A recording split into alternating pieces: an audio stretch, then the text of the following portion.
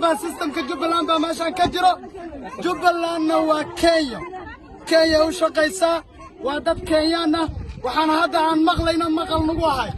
in guddi la diyaariyay oo arintan loo xil saaray oo xasuuqa gobolka kale ka dhacay oo wili qaasatan caalwa dadka ayaga ah waxay doonayaan maanta xaq ku soo dagayaan waxay doonayaan inay dhiigga shacabka ayaga ay gumaadaan ay qabtaan ay doonayaan annagana diyaar uma nihin jubbalandna ma nihin dawladda federaalka iyo xubnaheeda kala duwan waxaan baa qodirayaa inay naga soo gaaraan maamulka ka jira daawo ka jiro oo macallin uu hogaaminayo gorgor ha noo imaado harmacad ha noo imaado haddii aan laga qabanin dadkan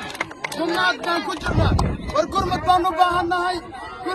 baahannahay dawladda federaalka hana soo gaarto macallin muciida barasabka gobolka waxaan isagana baa qodirayaa war inuu na soo gaaro waana la gumaaday gumaad weeyo Kenya waxay doonaysaa KDF waxay doonaysaa inay waddanka guumaysato annagana guumaysa diyaar uma nihin war intaa dagaalamayna waa dagaalamayna war saas uma socdo insha Allah hanaan soo gaaro dooni mayna Kenya shacab gumaada dhiigga daadsa